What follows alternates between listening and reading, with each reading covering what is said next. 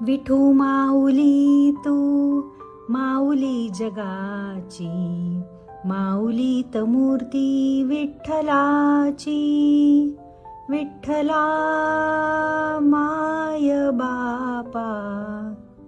हो, आषाढी एकादशी जवळ आली आहे ना, म्हणून हे गाणे। उपवास करता का तुम्ही आषाढी एकादशीला? मी करते हां, म्हणजे तसं एकादशी दुप्पट खाशी होतं, पण जेवणात थोडा बदल झाल्याने त्यानंतर रोजचे जेवणही चवदार लागते। बरं असो, आजचा व्हिडिओ आहे एका खाद्यपदार्थावर। त्याचे नाव आहे उपवासाचे सिझलर। नाही खाल्ला ना तुम्ही? मग हा व्हिडिओ नक्की पूर्ण बघा। यासाठी तुम्हाला लागेल सिझलर प्लेट, ती नसेल तर थोडे जाड बेस असलेले कोणतेही पसरट भांडे चालेल। हे असे रताळ्याचे काप, साबुदाण्याची उसळ म्हणजेच साबुदाणा खिचडी, वरईच्या तांदळाचा भात म्हणजेच भगर आणि तुमच्या आवडीने बनवलेली उपवासाला चालेल अशी दाण्याच्या कुटाची आमटी। कुरकुरीतपणासाठी उपवासाला चालतील असे कोणतेही तळलेले पापड।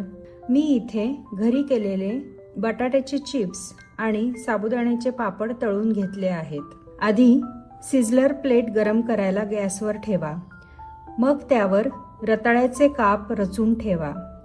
एका बाजूला भगर टाका, दुसऱ्या बाजूला साबुदाण्याची उसळ टाका।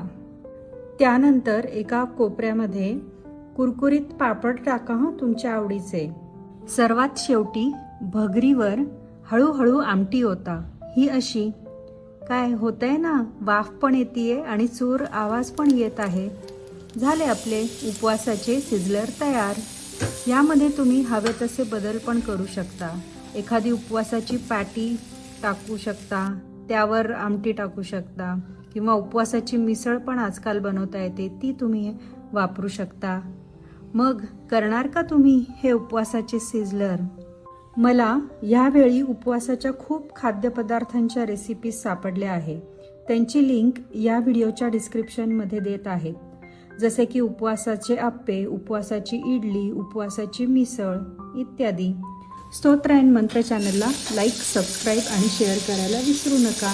नवीन व्हिडिओजचे अपडेट मिळवण्यासाठी बेल आयकॉन नक्की दाबा। चला तर मग पुन्हा भेटूया एखाद्या स्तोत्र, मंत्र अथवा उपयुक्त माहितीसोबत। तोपर्यंत नमस्कार।